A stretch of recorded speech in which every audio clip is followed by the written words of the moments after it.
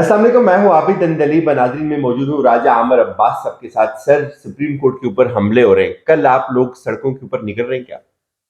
دیکھیں، supreme court پہ یہ حملہ نہیں ہو رہا ہے، یہ آئین پاکستان پہ حملہ ہو رہا ہے، ٹھیک ہے؟ اور سپریم کورٹ اس آئین پاکستان کے تحفظ کے لیے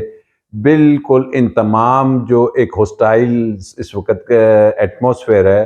اس کو مقابلہ کرتے ہوئے، اسے برداشت کرتے ہوئے، اپنی اندرونی اور خاص کر پی ڈی ایم کی طرف سے جو سازشیں کی جا رہی ہیں ان تمام چیزوں کا مقابلہ کرتے ہوئے، particularly chief justice of Pakistan بمائے ان کے بردر ججز، وہ اس وقت اس بات پہ ایڈمنٹ ہیں، وہ یہ چاہتے ہیں کہ آئین جو ان سے ہے اس کا وہ حشر نہ ہو کہ جو جسٹس منیر نے کیا تھا، جس میں اس نے سپرمیسی آف کانسٹیٹیوشن کو سائڈ پہ رکھتے ہوئے ایک نظریہ ضرورت ایجاد کیا، اور وہ نظریہ ضرورت کی وجہ سے آج پاکستان 75 سال کے بعد بھی، اور جس آئین پاکستان کی جس کی 50ویں سالگرہ ہے، اس پہ عمل درآمد ہمیں نظر نہیں آیا۔ اور پاکستان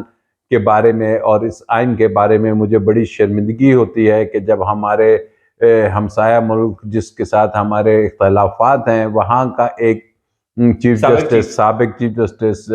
جسٹس مرکنڈے جون سے ہیں، وہ یہ لکھتے ہیں کہ جناب یہ آئین پاکستان کو ایز اے طالب علم جب میں پڑھتا ہوں تو یہ ایک 5 منٹ کا کیس ہے، اور آئین پاکستان بڑے واضح طور پہ یہ کہتا ہے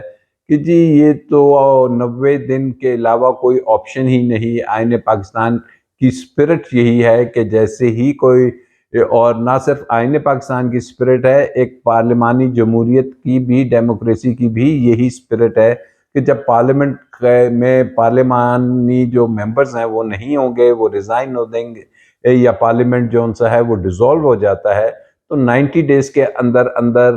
الیکشنز نے ہر حال میں ہونا ہے۔ اور ساتھ ہی جو ایک اور افسوسناک بات کی کہ مجھے سمجھ نہیں آتے کہ کون سے وہ پاکستانی وکلا ہیں جو اس کو ڈیفینڈ کر رہے ہیں اور اس پہ بحث کر رہے ہیں۔ اور ایز اے لا اسٹوڈنٹ مجھے خود شرمندگی ہوتی ہے کہ جب میں اٹارنی جنرل آف پاکستان کو دیکھتا ہوں کہ جو کہ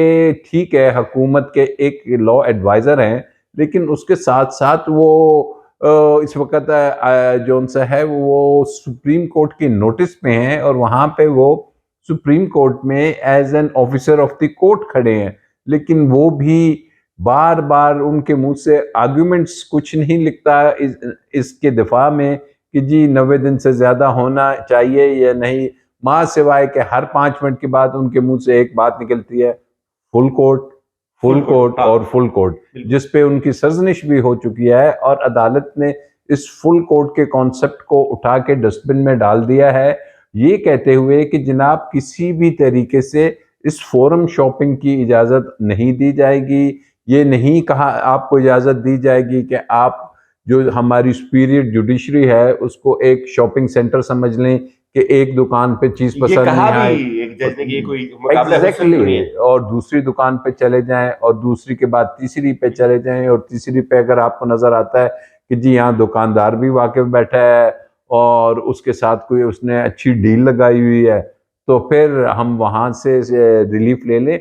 تو اس چیز کو انہوں نے سختی سے سنپ کیا، اور ایون جسٹس منیب نے کہہ دیا کہ آرٹیکل 184(3) کی پٹیشن کو سپریم کورٹ رولز کے مطابق 2 ججز بھی سن سکتے ہیں اور فیصلہ کر سکتے ہیں۔ اب یہ جو کل پی ڈی ایم کا آپ نے اجلاس دیکھا اور اس کی جو آئی ایک جو ان سی پریس ریلیز تھی، اس میں انہوں نے جس طریقے سے سپریم کورٹ کو دبانے کی کوشش کی ہے، نہ صرف دبانے کی بلکہ ان کو بلیک میل کرنے کی کہ جی ہم ریفرنس لا رہے ہیں، رانا ثناء اللہ نے ایک سٹیٹمنٹ بھی دے دی، تو اس کو سپریم کورٹ چونکہ بول نہیں سکتی، وہ ایسی پوزیشن میں ہے، لیکن جو ہمارے ملک کی لیگل کمیونٹی ہے باشمول، جو اس وقت میں سمجھتا ہوں کہ سب سے اچھے ایک قانون دان، سب سے سینئر 55 ایئرز ہو گئے ہیں ان کو، اعتزاز احسن صاحب کو، وہ بھی، اور ایون پیپلز پارٹی کے اپنے جو سینئر ترین قانون دان ہیں جناب کھوسا صاحب، لطیف کھوسا صاحب، وہ تمام including supreme court bar association of Pakistan, جس کا یہ سٹانس ہے کہ جو جوڈیشری ہے وہ لائرز کی ریڈ لائن ہے، اس کو اوپر حملے کو یہ سمجھا جائے گا کہ یہ ہم پہ وکلا پہ حملہ ہے، کیونکہ وکلا اور جوڈیشری ایک چیریٹ کے دو پہیے ہوتے ہیں، یہ اسٹیبلشڈ بات ہے۔ تو میرے نزدیک تو اب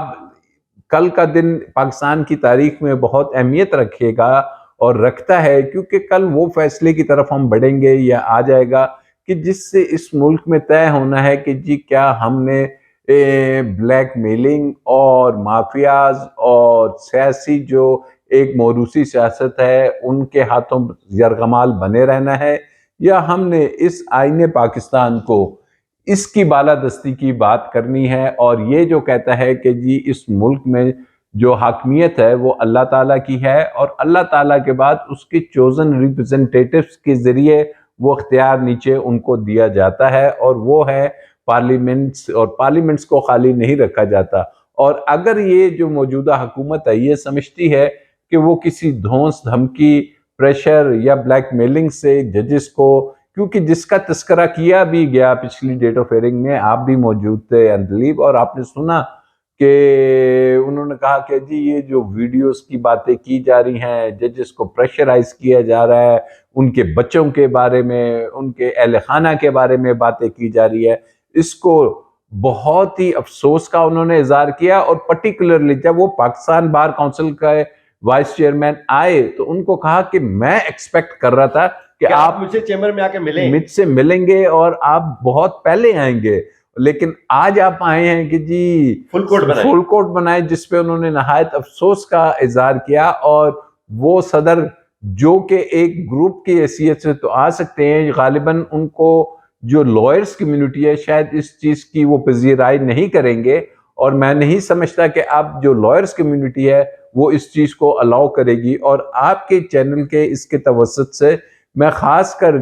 یہ چودھری اعتزاز احسن صاحب سے ضرور ریکویسٹ کروں گا کہ ان کے ہم انٹرویوز ڈیلی دیکھ رہے ہیں اور وہ واقعی آئین کی بات کرنے ہیں، لیکن کچھ سچویشنز ایسی آ جاتی ہیں کہ جہاں پہ ٹاک دی ٹاک نہیں چلتے، جس کو ہم انگلش میں کہتے ہیں واک دی ٹاک۔ آپ کو ثابت کرنا ہے اپنے عمل سے، کیونکہ آپ کی ضرورت ہے۔ اگر 55 سال آپ کہتے ہیں کہ آپ عدالتوں میں پیش ہوتے رہے، بھلے سے کلائنٹوں کے لیے فیسز بھی ملتی ہیں، ہم خود پیش ہوتے ہیں ہر روز، 30 سال مجھے ہو گئے ہیں، لیکن ایک وقت ہوتا ہے کہ جب آپ نے اس سے اتنا کچھ لینے کے بعد آپ کی ذمہ داری ہے کہ اس ملک پہ، اس عدالتی سسٹم پہ، آئین پاکستان پہ آپ آئیے، اپنی وہاں سے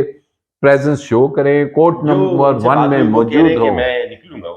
دیکھیے نکلنے کی بات یہ ہے کہ فیصلہ آ جانے کے بعد نکلنے کا پرپس ٹھیک ہے، احتجاجی موڈ ہے، لیکن اس سے نکلنے سے پہلے آپ نے سولیڈیریٹی بتانی ہے کہ جناب چیف جسٹس صاحب آپ اکیلے نہیں، کیونکہ چیف جسٹس صاحب اور دیگر